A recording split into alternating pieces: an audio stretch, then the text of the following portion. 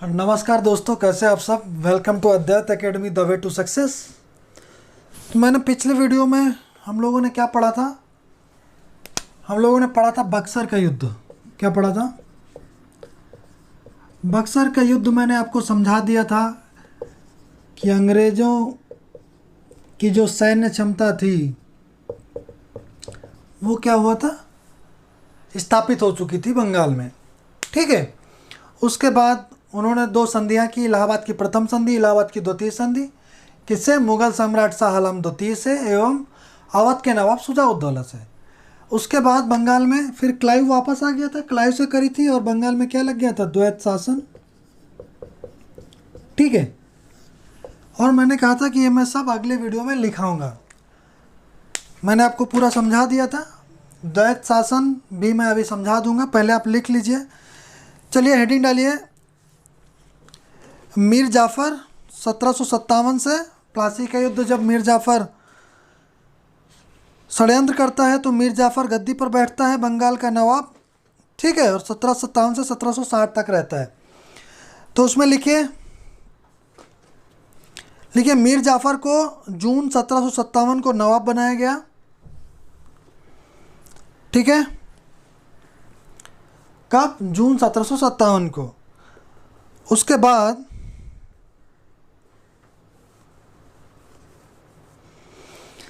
अब ये देखो, क्लाइव ने जो षड्यंत्र करके प्लासी का युद्ध जीता, उसको क्या कहा जाता है? बंगाल की प्रथम क्रांति भी कहा जाता है। क्या कहा जाता है? बंगाल की प्रथम क्रांति। बंगाल की प्रथम क्रांति। ठीक है। तो लिखो, क्लाइव द्वारा प्लासी के युद्ध के उपरांत हुए राजनीतिक परिवर्तन को बंगाल की प्रथम क्रांति कहा जाता है। ठीक है। यह कहा गया। मीर जाफ़र ने कंपनी की सहायता पाने के लिए उसे 24 परगना की जमींदारी दे दी।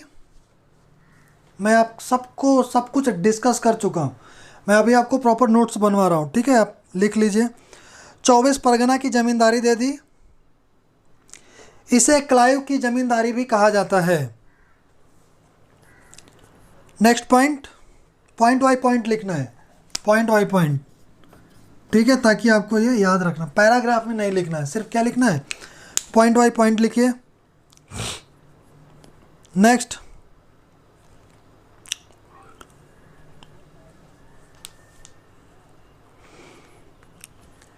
कंपनी तथा उसके अधिकारियों को चुंगी मुक्त व्यापार की अनुमति मिल गई। ठीक है। नेक्स्ट पॉइंट, मीर जाफ़र के दरबार में एक ब्रिटिश रेजिडेंट रख दिया। किसने रख दिया? अंग्रेज़ों ने एक ब्रिटिश रेजिडेंट रख दिया। कहाँ पे? मीर जाफ़र के दरबार में। अगला पॉइंट, चूँकि मीर जाफ़र क्लाइव की इच्छा के विपरीत कोई कार्य नहीं कर सकता था, इसलिए मीर जाफ़र को क्लाइव का सियार भी कहते थे। क्या कहते थे? क्लाइव का सियार। ये क्योंकि वो वही करता था जो क्लाइव कहता था। अपनी इच्छा से मीर जाफ़र कुछ नहीं कर सकता था, मैंने आपको बताया था। ठीक है। ठीक है, मैंने आपको बताया था बिहार के प्रशासक रामनारायण थे, तो लिख लीजिए वो भी पॉइंट। क्लाइव ने बिहार के प्रशासक रामनारायण तथा उड़ीसा के राजा राम सिंह एवं दीवान राय दुर्लभ के मामले में नवाब को अपनी मर्जी के अनुसार कदम नहीं उठाने दिया। मैंने बताया था कि हिंदू मुस्लिम वैमनस्यता का दौर शुरू हुआ कि मीर जाफ़र उनको मारना चाहता था। किसको? रामनारायण को और उड़ीसा के गवर्नर को। लेकिन क्लाइव ने ऐसा करने नहीं दिया। वहाँ से भी मतभेद इनके प्रारंभ हो गए, क्योंकि फिर क्लाइव को क्या, एक तरीके का लोग बोलते थे सियार, तो सच में वही बन के रह गया। मीन्स क्लाइव के हाथों की कठपुतली बन के रह गया मीर जाफ़र। मैं बता चुका हूँ आपको। ठीक है। तो क्या लिखा है? नवाब को अपनी मर्जी के अनुसार कदम नहीं उठाने दिया। मैं थोड़ा फास्ट बोल रहा हूँ कि टाइम लॉस ना हो, आप इसको रोक के पॉज करके लिख लीजिएगा। ठीक है।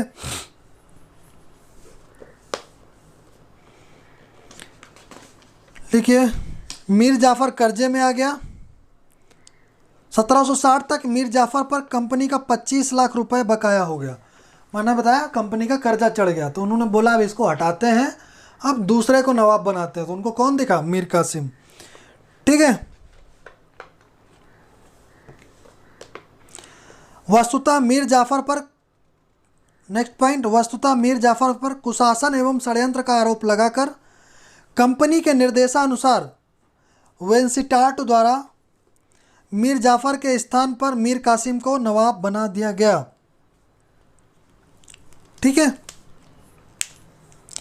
मीर जाफर को 15,000 रुपये मासिक पेंशन देकर कलकत्ता भेज दिया गया। प्रपोजल किसने दिया था? हॉलवेल ने, लेकिन हॉलवेल तो थोड़े दिन के लिए रहा, तो प्रॉपर जब नवाब बनाया उस समय तक कौन आ गया था? वेंसिटार्ट। ये पूछेगा नहीं कि कौन गवर्नर था उस समय, क्योंकि उतना इंपॉर्टेंट नहीं है। मेन आप घटनाक्रम याद रखें कि मीर जाफर के बाद मीर कासिम, और मीर कासिम फिर हटाया जाता है तो फिर कौन बन जाता है? मीर जाफर फिर बन जाता है। ठीक है। तो प्लासी से बक्सर तक 2 ही नवाब रहते, मीर जाफर, मीर कासिम, फिर मीर जाफर। फिर बक्सर के बाद कौन बनता है? नजमुद्दौला, मीर जाफर का पुत्र, अल्पवयस्क पुत्र नजमुद्दौला। ठीक है। नेक्स्ट, अगला पॉइंट, मीर जाफर को 15,000 रुपये मासिक पेंशन देकर कलकत्ता भेज दिया गया। मैं सब आपको बता चुका हूँ पूरी कहानी, अभी मैं सिर्फ आपको पॉइंट बाई पॉइंट लिखा रहा हूँ। ठीक है। मीर जाफर को 15,000 रुपये मासिक पेंशन देकर कलकत्ता भेज दिया गया। ठीक है। ओके। नेक्स्ट हेडिंग डालिए, मीर कासिम 1760 से 1763। ये इंपॉर्टेंट है, इसके क्या क्या सुधार हैं मैंने बताया था। राजधानी कहाँ से कहाँ स्थापित करी थी? मुर्शिदाबाद से मुंगेर किया था। ठीक है। तो मीर कासिम लिखिए उसमें, मीर कासिम कब बनता है? 1760 से 1763 तक। ठीक है। नेक्स्ट, मीर कासिम लिखिए।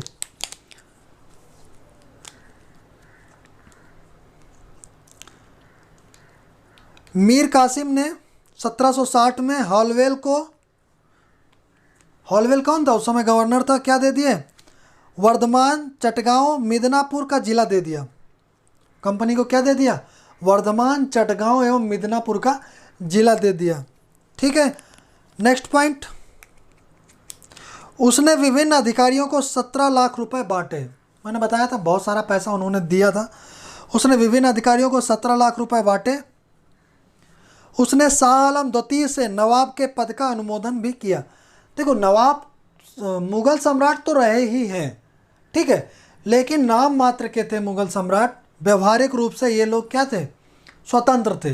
बंगाल, और बंगाल के बाद, आज बंगाल समाप्त होगा, बंगाल के बाद हम लोग क्या पढ़ेंगे? अवध, नहीं सॉरी, हैदराबाद, हैदराबाद के बाद मैसूर। मैसूर में कौन है? हैदर अली टीपू सुल्तान, आंग्ल मैसूर युद्ध। ठीक है, ये हम लोग पढ़ेंगे, और अवध पढ़ेंगे। हम लोग अभी 3 पढ़ेंगे स्वायत्त क्षेत्र। कौन पढ़ेंगे हम लोग? हैदराबाद, मैसूर और अवध, क्योंकि ये तीनों का इम्पोर्टेंट है वहाँ पे। उसके बाद हम लोग फिर धार्मिक एवं सामाजिक सुधार आंदोलन पढ़ेंगे या जागरण पढ़ेंगे, जो भी है। ठीक है। देखो, विश्व इतिहास में पुनर्जागरण काल आया, लेकिन भारत में जो बोलते हैं ना धार्मिक पुनर्जागरण, पुनर्जागरण यहाँ पे नहीं आया। पुनर्जागरण क्या होता है कि कोई पहले जगा हो, फिर सो गया हो, और फिर किसी को जगाया जाए तो उसे क्या बोलते हैं? पुनर्जागरण। समझ में है? फिर क्या बोलते हैं उसको? पुनर्जागरण। तो भारत में ऐसा कोई काल नहीं था जहाँ पे लोग सो गए हों। ठीक है, भारत जगा था और जगा ही है। पुनर्जागरण की यहाँ जरूरत नहीं पड़ी।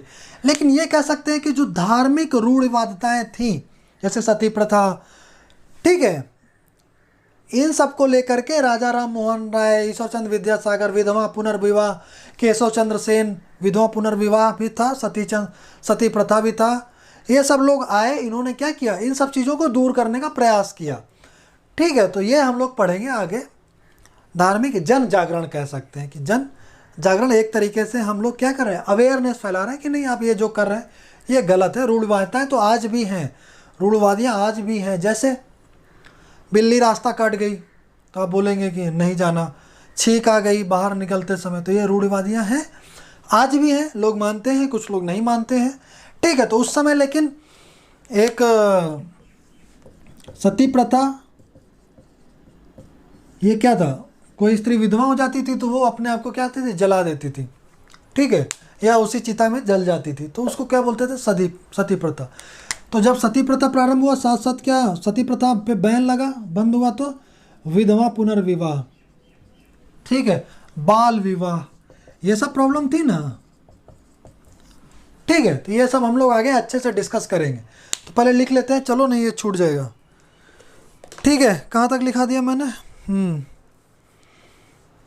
नवाब के पद का अनुमोदन भी प्राप्त कर लिया। मीर कासिम अपने पूर्ववर्ती नवाब की तुलना में एक योग्य शासक था, ठीक है। अब लिखो मीर कासिम के सुधार, हेडिंग डालो मीर कासिम के सुधार।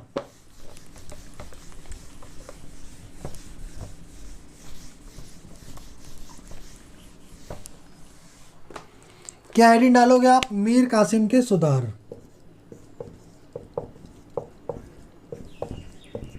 मैंने 2-3 सुधार इंपॉर्टेंट बता दिए थे, लिख लीजिए। चलो लिखो, भू राजस्व के क्षेत्र में सुधार किया, पॉइंट 1। नेक्स्ट पॉइंट, जमींदारों का दमन किया। फिर नेक्स्ट पॉइंट, खिजरी जमा नामक कर की वसूली की। मैंने बताया था आपको, क्या खिजरी जमा, जो अंग्रेज अधिकारी नहीं देते थे ना, वो टैक्स है खिजरी जमा, मैंने उस वीडियो में बताया था आपको।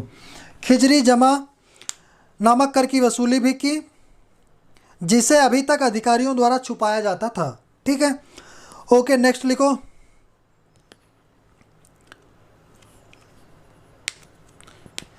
सत्रह सौ बासठ में इसने राजधानी को मुर्शिदाबाद से बदलकर मुंगेर में बना लिया।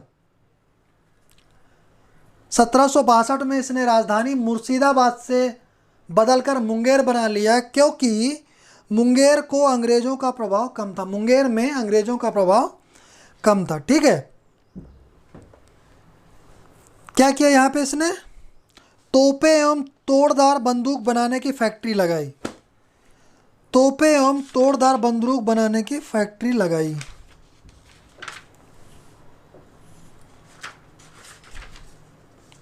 मैं आपको जो पॉइंट लिखा रहा हूँ ये सफिशिएंट है, कम से कम ये 3-4 बुक का निकाला हुआ मटेरियल है। जैसे आपका क्या हो गया, एनसीईआरटी हो गया, फिर एस के पांडे हो गया, फिर बीएल ग्रोवर हो गया मॉडर्न का, ठीक है, और स्पेक्ट्रम हो गया, इन सब का ये आपका मिक्सचर है। तो आप लोगों को ज़्यादा कुछ पढ़ने की ज़रूरत नहीं है, आप नोट्स पढ़ लो, उतना बहुत हो जाएगा। जो मैंने समझा दिया वो ध्यान रखना है, कहानी की तरह, ठीक है। जो मैंने पिछले वीडियो में बताई वैसे आपको याद रहना चाहिए, कहानी में मेन पॉइंट जो मैं लिखा रहा हूँ ये आपके रिवीजन के लिए नोट्स हैं, ठीक है। चलिए लिखिए, ठीक है। इसने क्या सुधार किया,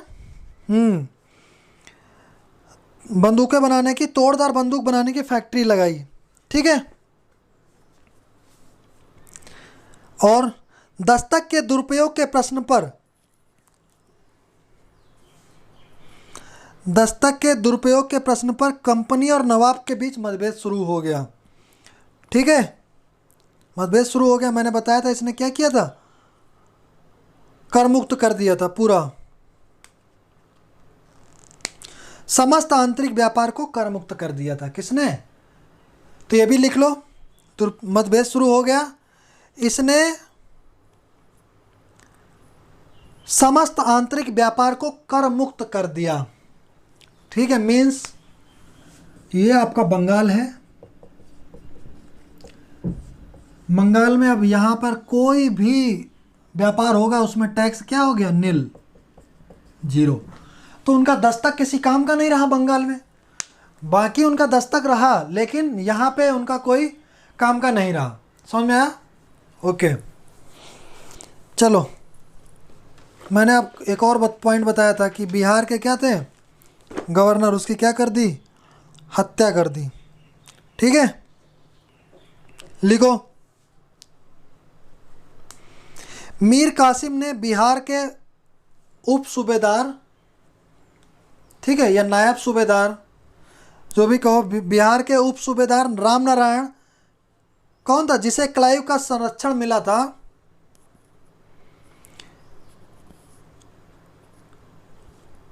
को कंपनी से सौंपने को कहा, कंपनी से कहा कि भैया ये राम नारायण को हमें दे दो।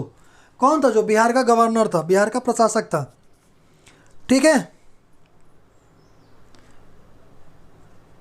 वेंसिटार्ट ने रामनारायण को मीर कासिम को सौंप दिया। कौन था उस समय गवर्नर? वेंसिटार्ट। वेंसिटार्ट ने रामनारायण को मीर कासिम को सौंप दिया। ठीक है। मीर कासिम ने उसका क्या कर दिया? वध कर दिया। ठीक है, उसको मार दिया। मीर कासिम ने उसको मार दिया। ठीक है, यही आपका क्या बनता है? पृष्ठभूमि बन जाती है। लिखो नेक्स्ट पॉइंट। कंपनी ने 1763 में मीर कासिम को अपदस्थ कर मीर जाफर को पुनः नवाब बनाया। कंपनी ने 1763 में मीर कासिम को अपदस्थ कर, मतलब पद से हटाकर, मीर जाफर को पुनः बंगाल का नवाब बनाया। ठीक है, नेक्स्ट।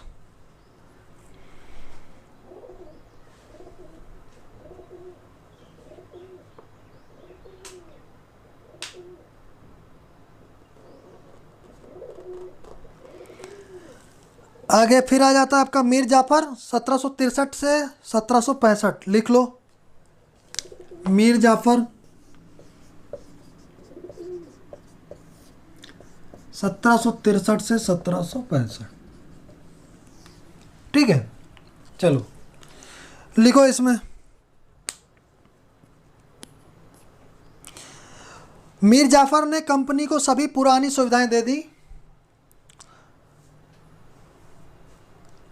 तथा अंग्रेजों के व्यापार को चुंगी मुक्त कर दिया एवं भारतीयों को 2.5% चुंगी देकर व्यापार करने का प्रबंध किया। मैंने आपको बताया था कि मीर कासिम ने क्या कर दिया था? बंगाल में जो भी आंतरिक व्यापार था वो फ्री कर दिया। मीर जाफर पुनः वापस नवाब बना तो उसने क्या किया? अंग्रेजों का व्यापार तो मुफ्त कर दिया, चुंगी मुक्त कर दिया, लेकिन जो बाकी भारतीय थे बंगाल में उनको क्या कर दिया? 2.5% चुंगी लगा दी। ठीक है, तो ये पॉइंट इंपॉर्टेंट है। ओके, इतना ही था। अब आगे हेडिंग डाल दो बक्सर का युद्ध 22 अक्टूबर 1764।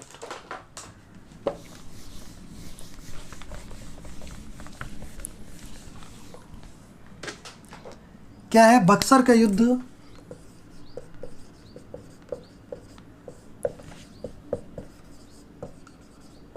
कब? 22 अक्टूबर 1764। ठीक है, लिखो। बंगाल से मीर कासिम अवध भाग गया, जहां अवध के नवाब शुजाउद्दौला एवं मुगल सम्राट शाह आलम द्वितीय के साथ मिलकर उसने एक त्रिगुट का गठन किया, त्रिगुट का निर्माण किया और कंपनी के विरुद्ध युद्ध छेड़ा। ठीक है, पहले मेजर कॉर्नॉक, कौन थे? मेजर कॉर्नॉक।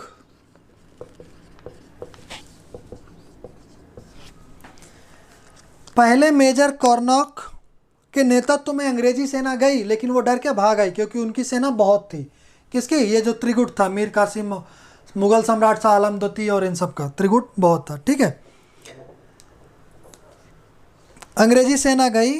पहले मेजर कॉर्नॉक के नेतृत्व में अंग्रेजी सेना गई, किंतु विरोधियों के अधिक होने की बात सुनकर भाग गई। इसके बाद हेक्टर मुनरो के नेतृत्व में दूसरी सेना गई। अब युद्ध होता है किसका?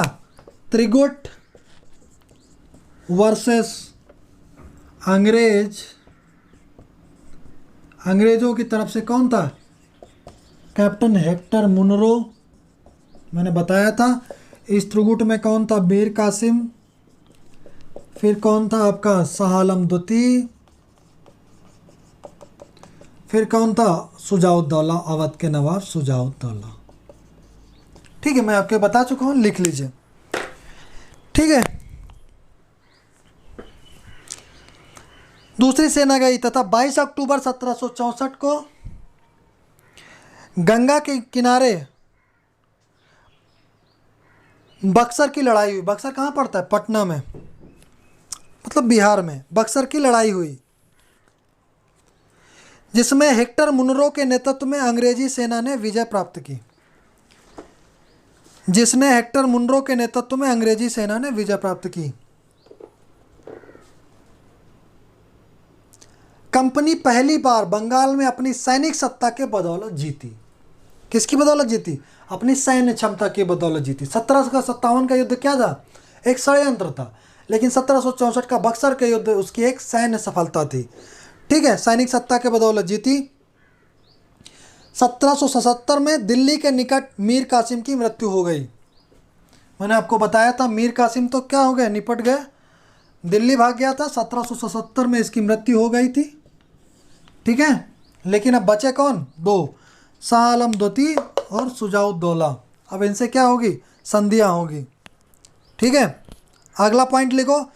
क्लाइव मई 1765 में दूसरी बार बंगाल का गवर्नर बनकर आया।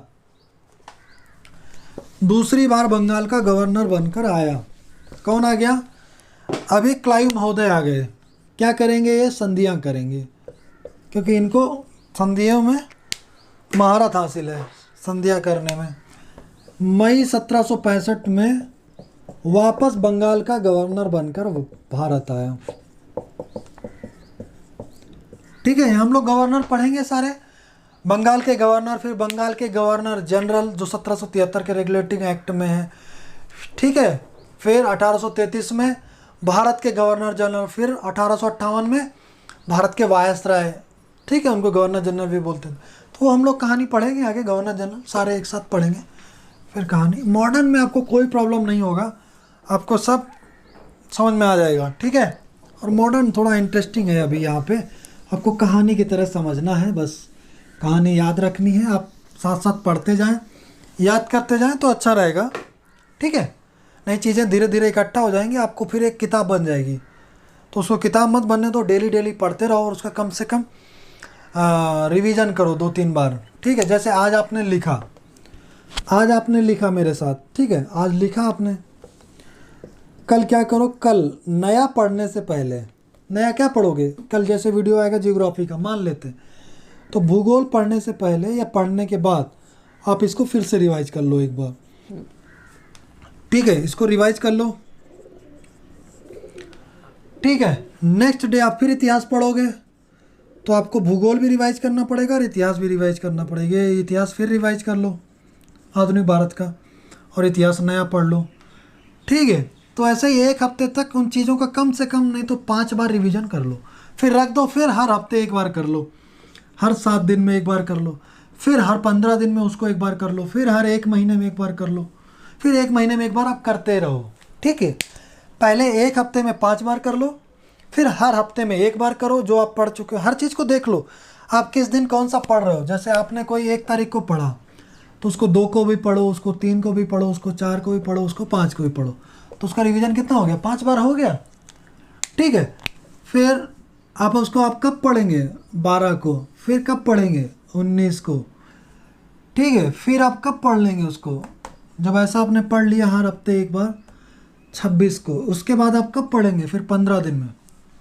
ठीक है, अगर 30 का महीना है तो 11 तारीख को ऐसा मान लेते हैं। फिर उसके बाद आप कब पढ़ेंगे?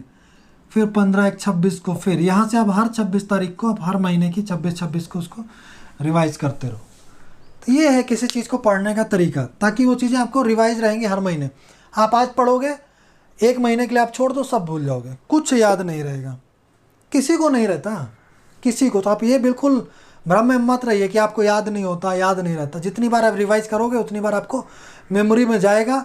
और वो एक होता है ना, यहाँ पे एक अवचेतन मन होता है, छोटा सा दिमाग बोलते हैं। नाना पाटेकर की मूवी देखी होगी ना, यहाँ पे छोटा सा दिमाग होता है, यहाँ पे मत मारो। ठीक है, तो वो सारी चीज़ें आपकी अवचेतन मन में जाती है। जब आपको ज़रूरत होती है वो सारी चीज़ें आपको याद आ जाएंगी, आप उसकी चिंता मत करो। ठीक है, तो देखो बोर्ड खाली मिलता है तो काफ़ी चीज़ें बताने में आ जाती हैं। तो आपको ये लिखाने का तरीका कैसा लग रहा है आप ज़रूर बताइएगा कमेंट करके। ठीक है, चलो। तभी क्लाइव मई 1765 में दूसरी बार बंगाल का गवर्नर बनकर आया। ठीक है, इस युद्ध के फलस्वरूप इलाहाबाद की संधि हुई, या इलाहाबाद की संधियां हुई, जिसमें बंगाल का नवाब नजमुद्दौला कौन बन गया? अभी नजमुद्दौला आ गए। नजमुद्दौला मीर जाफ़र का अल्प वयस्क पुत्र नजमुद्दौला 1765 में आ गए। शायद 1766 ही तक रहा है। ठीक है। नजमुद्दौला, अवध का नवाब शुजाउद्दौला, मुगल शासक शाह आलम द्वितीय तथा क्लाइव ने भाग लिया। कौन कौन था? क्योंकि बंगाल का नवाब था तो वो तो रहेगा नजमुद्दौला, अंग्रेज एक एंटिटी था तो अंग्रेज रहेंगे, क्लाइव रहेगा। फिर किसके किसके साथ संधियाँ हुई? इलाहाबाद की प्रथम संधि हुई शाह आलम द्वितीय के साथ, द्वितीय संधि हुई अवध के नवाब शुजाउद्दौला के साथ। मैं आपको इतनी बार यहीं पे रिपीट कर देता हूँ ना, आपको याद हो जाएगा। ठीक है, ओके। अब लिखो, हेडिंग डालो, इलाहाबाद की प्रथम संधि 12 अगस्त 1765। इलाहाबाद की प्रथम संधि 12 अगस्त 1765।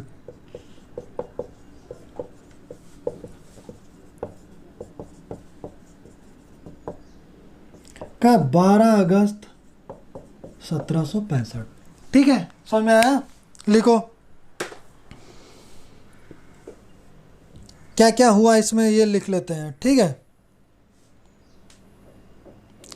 क्या कर दी? मुगल सम्राट शाह आलम द्वितीय ने क्या किया? एक फरमान के जरिए बंगाल, बिहार एवं उड़ीसा की दीवानी कंपनी को दे दी। क्या दे दी? दीवानी कंपनी को मिल गई बंगाल, बिहार, उड़ीसा की। किसने दे दी? मुगल सम्राट शाह आलम द्वितीय ने। लिखो, मुगल सम्राट ने बंगाल, बिहार, उड़ीसा के दीवानी के अधिकार कंपनी को दे दिए। अंग्रेजों ने बदले में सम्राट को 26 लाख रुपए वार्षिक देने का वचन दिया। दीवानी दे दी, अंग्रेज उनको क्या देंगे? 26 लाख रुपए। किसको? मुगल सम्राट को 26 लाख देंगे, लेकिन वसूल कितना करेंगे? जितना उनका मन होगा। अभी बंगाल, बिहार, उड़ीसा में उनको पूरा दीवानी का अधिकार उनको मिल गया, मीन्स पैसा वसूलने का अधिकार अंग्रेजों को मिल गया। ठीक है, अंग्रेजों ने बदले में सम्राट को 26 लाख रुपए वार्षिक देने का वचन दिया। और फिर क्या हुआ? अवध के नवाब से कड़ा हुआ इलाहाबाद लेकर मुगल सम्राट को दे दिए। अवध के नवाब से, अवध के नवाब के अंदर क्या आता था? अवध प्रांत के अंदर कड़ा हुआ इलाहाबाद का क्षेत्र आता था।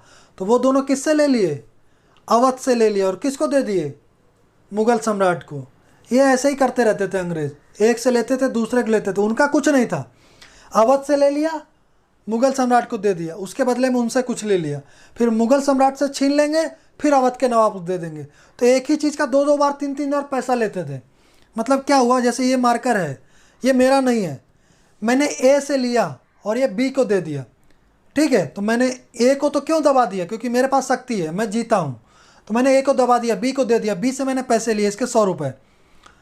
फिर जब बी ने पैसा देना बंद कर दिया तो बी से क्या हुआ? बी से छीन लिया, क्योंकि मेरे पास शक्ति है, और इसी को किसको दे दिया? ए को दे दिया, ए से पैसे ले लिया, फिर 100 रुपये। तो ये मार्कर में मेरा कितना लगा था? 0। अभी कितना हो गया?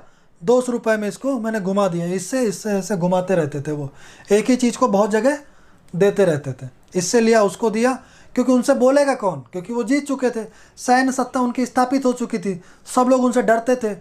मीन्स बक्सर के युद्ध के बाद किसी ने लड़ने की हिम्मत ही नहीं दिखाई। उनको लगा हम अंग्रेज़ों से अब जीत नहीं सकते।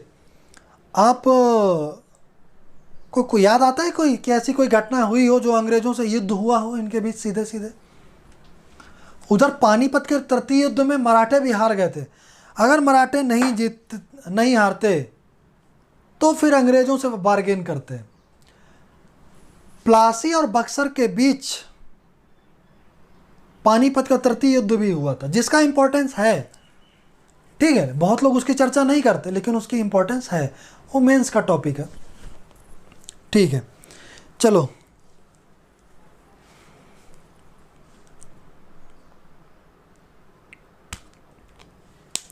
नेक्स्ट लिखो, द्वितीय संधि, इलाहाबाद की द्वितीय संधि कब हुई? 16 अगस्त 1765 को। ये प्रथम, अभी कौन सी? द्वितीय 16 अगस्त। किससे हुई? अवध के नवाब शुजाउद्दौला से। ठीक है,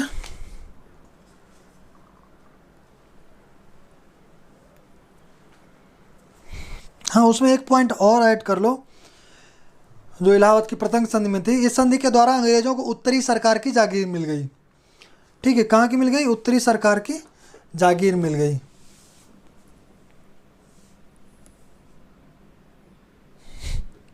पता है क्या, मैंने आपको बताया था, एक उस समय मुगल इतिहासकार थे समकालीन इतिहासकार, वो कौन थे? गुलाम हसैन। उन्होंने अपनी सियारुल मुतखैरिन में लिखा है कि ये संधियों को तय करने में उतना भी समय नहीं लगा जितना कि एक गधे को खरीदने में लगता है। उतना भी समय नहीं लगा जितना कि एक गधे को खरीदने में लगता है। मतलब बार्गेन करने में उतना टाइम लगता है, लेकिन इसमें बार्गेन करने में कोई टाइम नहीं लगा, सब फटाफट हो गया। उन्होंने मान लिया, इन्होंने तय कर दिया, वो मान गए, ख़त्म। ठीक है। अब इलाहाबाद की द्वितीय संधि किसके किसके बीच हुई? अवध के नवाब शुजाउद्दौला के साथ हुई इलाहाबाद की द्वितीय संधि की प्रमुख बातें लिखो।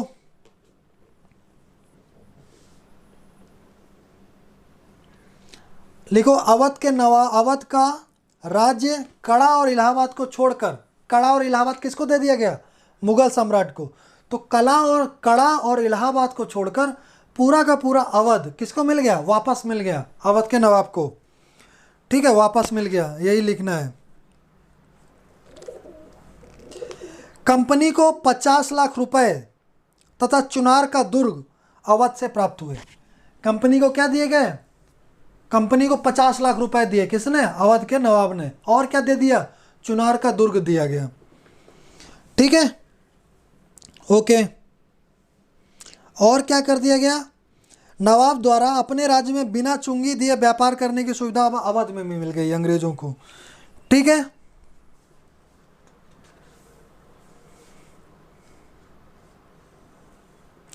अब इसके बाद ये तो हो गया ये। ठीक है, हाँ, अगला पॉइंट लिख लो। अवध की सुरक्षा हेतु नवाब के खर्च पर अंग्रेजी सेना अवध में रखी गई। अब ये एक समझ ही लेते हैं यहीं पे, आगे तो ये आएगा ही, यहीं पे समझ लेते हैं। अंग्रेज़ों की एक क्या थी, एक चाल थी वो, और ये कोई समझ नहीं पाते थे।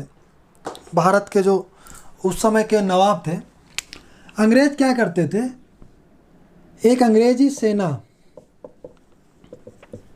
ठीक है ना, जैसे अवध के दरबार में अवध को एक अंग्रेजी सेना की सुरक्षा दे दी, बोले हम आपकी सुरक्षा करेंगे, ठीक है, हमारी सेना आपके यहाँ रहेगी। खर्चा कौन देगा? अवध के नवाब। तब आप ये समझिए, आपकी सेना है, रह कहाँ रही है? अवध के नवाब के पास। तो एक तरीके से अवध का नवाब तो आपके कब्जे में है, क्योंकि आपकी सेना वहाँ पे है, और उसका खर्चा भी कौन उठा रहा है? अवध का नवाब खुद। तो इनको पता ही नहीं चलता था कि हम कर क्या रहे हैं। तो अवध के नवाब के खर्चे पर ही किसकी सेना रखी? अंग्रेजी सेना। अरे भैया, तुम अपनी ही सेना बना के रखते, खर्चा तो देना ही था। नहीं, तो इससे क्या हुआ? अंग्रेज ऐसे ऐसे करके सेना अपनी बढ़ाते गए, और खर्चा कौन देता था? जहाँ पे वो रखते थे। तो कभी ज़रूरत पड़ेगी अंग्रेज़ों को तो सारी सेना आ जाएगी लड़ने, और ये लोग तो कभी लड़ ही नहीं सकते अंग्रेज़ों से, क्योंकि वहाँ पे क्या रखी हुई? सेना। इनकी सुरक्षा के लिए अंग्रेज़ों ने रख दी है। समझ में आया कि नहीं? तो अंग्रेज़ों की नीतियाँ यही थी। अंग्रेज़ों ने क्या किया आगे? सहायक संधि प्रणाली डेवलप किया, फिर डलहौजी आए, हड़प नीति किया। इस तरीके से उन्होंने क्या किया? हर जगह कब्जा करना शुरू कर दिया। युद्ध से हुआ, युद्ध से, नहीं तो सहायक संधि प्रणाली, नहीं तो हड़प नीति, डॉक्ट्रिन ऑफ लैप्स। इस तरीके से उन्होंने हर क्षेत्र में कब्जा करना शुरू किया। अभी तो बंगाल है, अभी अवध पे देखो उन्होंने अपनी सेना रख दी अवध के खर्चे पे, ठीक है। अभी आता है बंगाल में द्वैत शासन प्रारंभ हुआ। मैंने बताया था कि इसके बाद बंगाल में द्वैत शासन प्रारंभ होता है। क्या होता है देखते हैं।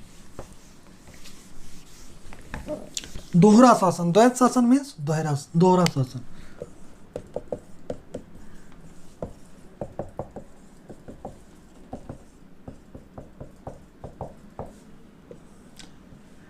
कब से कब तक रहा? ये 1765 से 1772 तक रहा। कौन? द्वैत शासन। 1765 से 1772 तक रहा। जब वॉरेन हेस्टिंग आया तब उसने जाके इसको क्या किया? ख़त्म किया द्वैत शासन। उसने आते ही द्वैत शासन को समाप्त कर दिया। ठीक है, तो द्वैत शासन प्रारंभ किसने किया? क्लाइव ने। किसने प्रारंभ किया? क्लाइव ने। समझ में आया? अब ये क्या था? मीन्स दो तरीके का शासन होगा, हो गया ना दो। ये एक हो गए नवाब और दूसरे हो गए अंग्रेज। ठीक है, नवाब के पास क्या अधिकार था? निजामत मीन्स फौजदारी, और सामान्य न्याय, और इसको क्या मिल गई? दीवानी। बंगाल, बिहार, उड़ीसा की दीवानी तो मिली गई थी इनको, 26 लाख रुपए वार्षिक के बदले शाह आलम द्वितीय से इलाहाबाद की प्रथम संधि, याद होगा। ठीक है, तो ये इस तरीके से क्या हो गया, दो तरीके का शासन हो गया। पैसा वसूलते थे ये, सारा राजस्व ये इकट्ठा करते थे, और ये क्या करते थे, सिर्फ प्रशासन संभालते थे। कौन, नवाब। नवाब क्या करते थे, फौजदारी देखते थे, प्रशासन संभालते थे, और राजस्व वसूली का काम कौन करता था, अंग्रेज करते थे। तो क्या हो गया, ये इनके पास कोई उत्तरदायित्व नहीं रहा। उत्तरदायित्व किसको रहा, अगर बंगाल की जनता परेशान होगी तो किसको दोष देगी, नवाब को। इसीलिए अंग्रेजों ने चालाकी दिखाई कि अभी जनता मानेगी नहीं, अगर हम डायरेक्ट अभी शासन करने लगेंगे तो जनता मानेगी नहीं। तो उन्होंने क्या किया, नवाब को रखा कि लोगों को अपने राजाओं से ज़्यादा प्यार होता है या उनके वंशजों से ज़्यादा प्यार होता है। ठीक है ना, समझ रहे हैं, मेरा इशारा वर्तमान की तरफ भी है, समझ जाइए अब। तो अपने उनके वंशजों से भी उतना ही प्यार होता है। तो ये कौन था, नजमुद्दौला था। तो उसको इसलिए बिठा दिया 100 पीस की तरह कि आप बैठो, जनता आपको देखेगी, नहीं नहीं हमारा राजा तो है, ये नवाब तो हमारा, अंग्रेज है तो बने रहे। लेकिन अंदर क्या चल रहा था, नवाब तो है था ही नहीं, एक तो अल्पवयस्क था, दूसरे पास उसके पास कोई अधिकार नहीं थे। राजस्व कौन वसूली करता था, अंग्रेज। जब राजस्व ही नहीं रहेगा आपके पास तो आप क्या करेंगे। अगर आपके पास वित्त मंत्रालय किसी और को दे दिया जाए तो सरकार क्या करेगी, या वित्त मंत्रालय हो ही ना, या विपक्ष को दे दिया जाए वित्त मंत्रालय। मान लेते हैं बीजेपी या एनडीए, बीजेपी और कांग्रेस है, बीजेपी अपना वित्त मंत्रालय उठा के किसको दे दे, कांग्रेस को। तो सबसे ताकतवर कौन हो गया, कांग्रेस। ये तो समझ में आ रहा है ना आपको, क्योंकि उसके पास सारा पैसा उसी के पास है और हर चीज़ उसी से चलती है।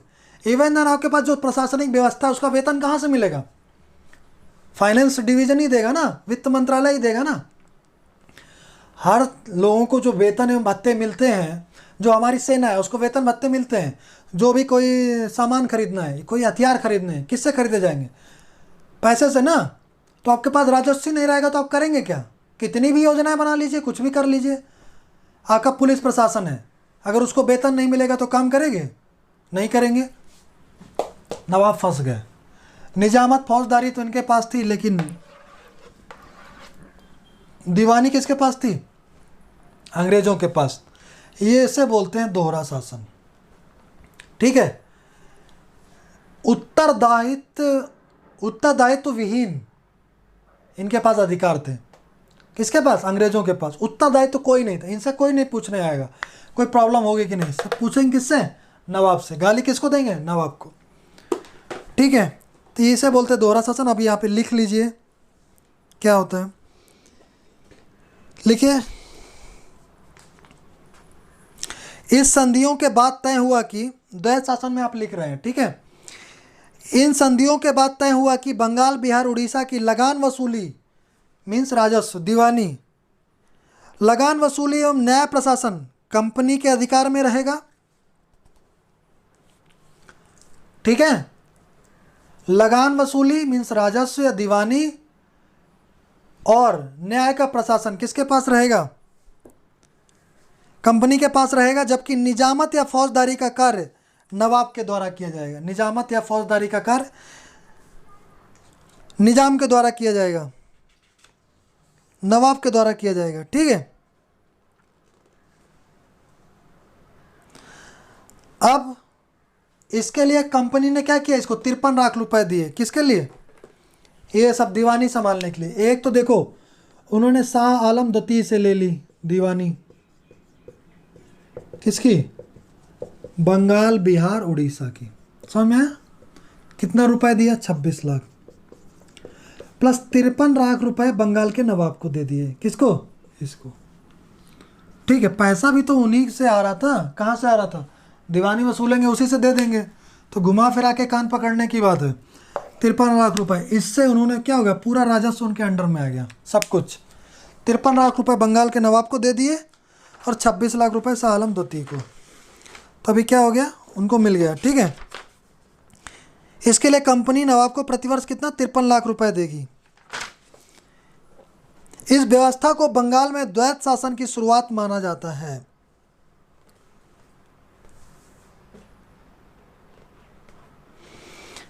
ठीक है। अगला पॉइंट,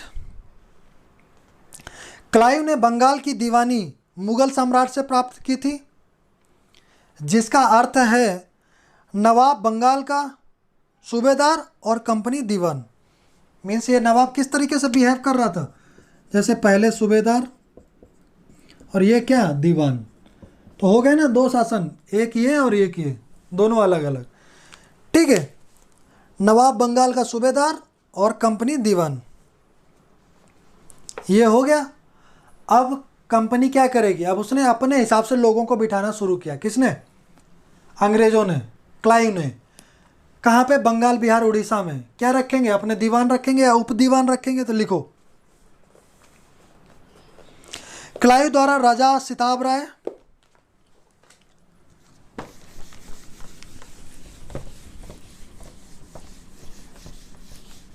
देखो क्लाइव द्वारा राजा सिताब राय को बिहार का एवं मोहम्मद रजा खां को बंगाल का उप दीवान नियुक्त किया। दीवान तो कौन थी, कंपनी। उप दीवान किसको किया, एक था आपका राजा सिताब राय, नाम देख लो,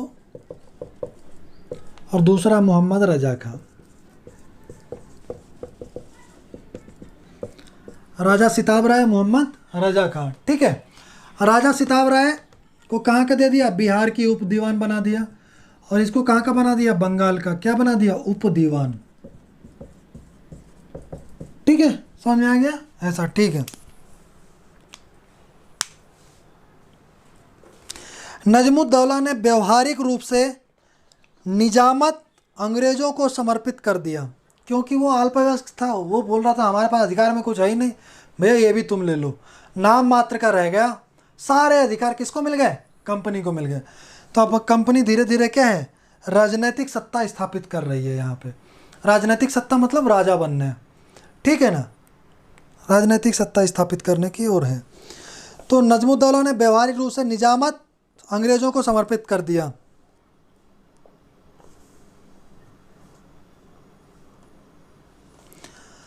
अगला पॉइंट लिखो, चूंकि नवाब अल्पवयस्क था, अतः कंपनी ने निजामत संबंधी कार्य देखने हेतु एक नायब सूबेदार नामक पद स्थापित किया।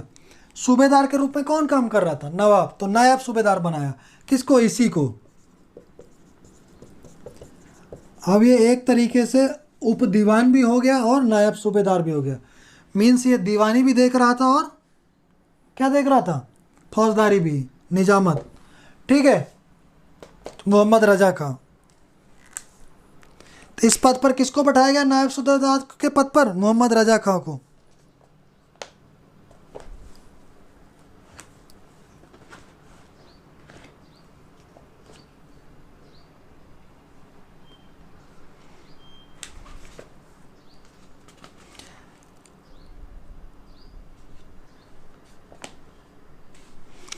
अगला लिखो, किसने क्या क्या कहा। ये पॉइंट कभी कभी पूछ लेता है, कथन किसका है, लिखिए। लिखिए के.एम. पनिक्कर। क्या, के.एम. पनिक्कर।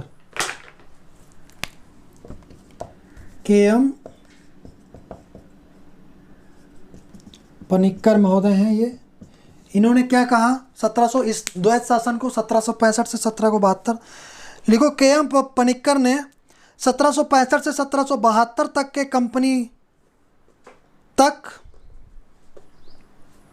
कंपनी ने बंगाल में डाकुओं का राज्य स्थापित कर दिया। किसका स्थापित कर दिया, खूब लूटा कंपनी ने 1765 से 1772 तक, जब तक द्वैत शासन था। ठीक है, 1772 के बाद फिर कंपनी ही आ जाती है और राजा खत्म हो जाता है। आखिरी नवाब कौन बनता है, मुबारकदौला। ठीक है, मुबारकदौला लिख लीजिए। बंगाल का अंतिम नवाब मुबारकदौला था। बंगाल का अंतिम नवाब मुबारकदौला था। इंपॉर्टेंट है ये, इसलिए लिख लो, मुबारकदौला था। बंगाल का अंतिम नवाब मुबारकदौला था। तो के.एम. पनिक्कर ने क्या किया, के.एम. पनिक्कर ये पूछ लेगा कि ये किसने कहा, बंगाल के द्वैत शासन के समय को डाकुओं का राज्य किसने कहा, तो के.एम. पनिक्कर ने। ऐसा आप ध्यान रखिए। ठीक है, क्या लिखा, के.एम. पनिक्कर ने क्या लिखा, 1765 से 1772 तक कंपनी ने बंगाल में डाकुओं का राज्य स्थापित कर दिया। Okay, next.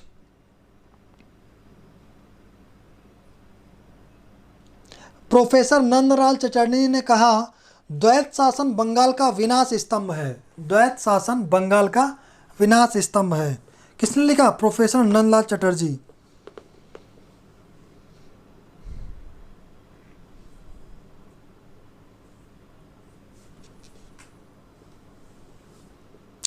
एक डोडवेल में होते थे। डोडवेल के अनुसार द्वैत शासन अधिकारों एवं उत्तरदायित्व के मध्य तलाक है। मीन्स अधिकार और उत्तरदायित्व के मध्य क्या है? तलाक है। मीन्स कोई संबंध नहीं है। अधिकार किसके पास है? अंग्रेजों के पास। उत्तरदायित्व किसके पास है? नवाब के पास। तो अंग्रेजों के पास क्या है? उत्तरदायित्व विहीन अधिकार, और नवाब के पास क्या है? अधिकार विहीन उत्तरदायित्व। ठीक है ना? अंग्रेजों के पास क्या है? उत्तरदायित्व विहीन अधिकार, और नवाब के पास क्या थे? अधिकार विहीन उत्तरदायित्व। ठीक है, तो वही उन्होंने लिखा। डोडवेल के अनुसार द्वैत शासन अधिकारों एवं उत्तरदायित्व के मध्य तलाक है। यहाँ से आपका क्या हो जाता है? बक्सर खत्म हो जाता है। द्वैत शासन आपको पढ़ा दिया, द्वैत शासन क्या होता है। ठीक है, अब इसके दुष्परिणाम क्या हुए समझ लेते हैं, उतना इम्पोर्टेंट नहीं है। देखो, एक तो दो अलग अलग अधिकारी हो गए। दो लोग, अगर दो लोगों के पास पावर रहेगी, वैसे पावर तो एक ही लोगों के पास थी। किसके पास? अंग्रेज़ों के पास। तो उन्होंने तो जो मर्जी है वो किया, खूब लूटा, बंगाल का शोषण किया। जितना कर सकते थे उतना उन्होंने बंगाल का शोषण किया। ठीक है, बंगाल उस समय मैंने बताया था आपका कि सबसे समृद्ध राज्य था। कौन? बंगाल। ठीक है, इसीलिए अंग्रेज यहाँ पे बंगाल में अपनी सत्ता स्थापित करने में सफल हुए और उनको बहुत सारा धन मिला, वहाँ से बहुत लूटा। ठीक है, तो क्या हुआ देखो, ये बक्सर के युद्ध के बाद अंग्रेजों ने व्यापार का तरीका चेंज कर दिया। अब वो क्या करते थे? यहाँ से कच्चा माल लेते थे। ठीक है, और वहाँ पे क्या करते थे? बनाते थे। कहाँ पे? ब्रिटेन में। बंगाल से कच्चा माल लिया या भारत से कच्चा माल लिया, ब्रिटेन में बनाया। यहाँ पे उनको सस्ते से सस्ता मिलता था। ठीक है ना? और उनको चुंगी भी वही वसूलते थे, दीवानी भी उनको मिल गई थी। तो उन्होंने टैक्स अनाप शनाप लिए, यहाँ के व्यापारियों को बर्बाद कर दिया, यहाँ की कृषि व्यवस्था को बर्बाद कर दिया। उनको जो चाहिए होता था वो पैदा कराते थे कृषि, किसके? ज़मीन पे। ठीक है ना? तो अपने मन मुआफिक चीज़ें वो कृषि, उन चीज़ों की कृषि करवाते थे। ठीक है, क्योंकि अभी दीवानी उनके हाथ में, इवन देन फौजदारी भी किसके हाथ में आ गई? मोहम्मद रजा का। उसको किसने बनाया था? अंग्रेज़ों ने। तो अंग्रेज़ एक तरीके से पूरे यहाँ पे राजा बन गए, नवाब ही हो गए अंग्रेज़। ठीक है, तो कृषि का ह्रास हो गया, उद्योगों का ह्रास हो गया, भारतीय व्यापार का विघटन हो गया। ठीक है, और एक और है आपका पर्सिवल स्पीयर। इन्होंने क्या लिखा ये भी लिख लो, क्या है? Percival Spear. ये भी ब्रिटिश इतिहासकार हैं। पर्सिवल स्पीयर, इन्होंने क्या लिखा? इसको क्या बोला? बेशर्मी और लूट का काल बोला इसको। बेशर्मी और लूट का काल। ठीक है, पर्सिवल स्पीयर महोदय ने। तो मैंने आपको लिखा है Dodwell, K M. Panikkar, Percival Spear. ये आपको याद रखने हैं, पूछ सकता है कभी कभी। ठीक है, तो ये आपके क्या हो गए, मोटा मोटी आपका ये समाप्त होता है बक्सर। अभी हम लोग क्या पढ़ेंगे? हैदराबाद। हैदराबाद के बाद आपका मैसूर, और मैसूर के बाद हम अवध पढ़ेंगे। उसके बाद हम मेन किसमें? गवर्नर जनरल में, या उसके पहले धार्मिक जागरण पढ़ लेंगे। धार्मिक जन जागरण, धार्मिक सामाजिक जन जागरण। ठीक है, ओके, ऑल द बेस्ट। आप लोग घर पे पढ़ाई करते रहिए। धन्यवाद।